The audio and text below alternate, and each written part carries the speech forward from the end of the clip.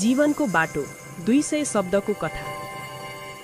एक सानो गाउँमा आरव नामको केटो बस्थ्यो।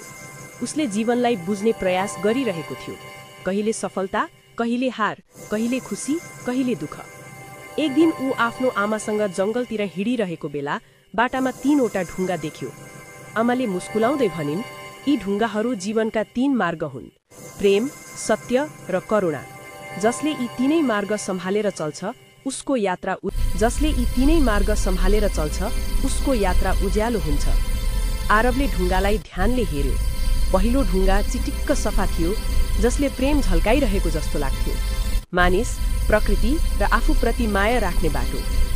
दोस्रो ढुङ्गा कठोर तर चम्किलो थियो, सत्यको प्रतीक। आमाले भनिन्, सत्यलाई पछ्याउनु कहिलेकाहीँ कठिन हुन्छ, तर अन्त्यमा त्यही बाटो सही हो। तेस्रो ढुङ्गा पर्खाल जस्तै नरम बनिएको थियो, करुणाको संकेत। दोस्रो हात बढाउने शक्ति। यी 3 ढुङ्गा बटुलेपछि आरवलाई एउटा गहिरो अनुभूति भयो। उसले जीवनभर यी 3 मूल्यहरू बोक्ने निर्णय गर्यो। समय बित्दै जाँदा गाउँलेहरूले आरवको परिवर्तन महसुस गरे। उसको बोलीमा नम्रता, व्यवहारमा दया र कर्ममा सत्य झल्किन थाल्यो। अन्ततः आरवले बुझ्यो, जीवनको बाटो बाहिर होइन, मनभित्र बसेका यी मूल्यहरूले नै बनाउँछन्।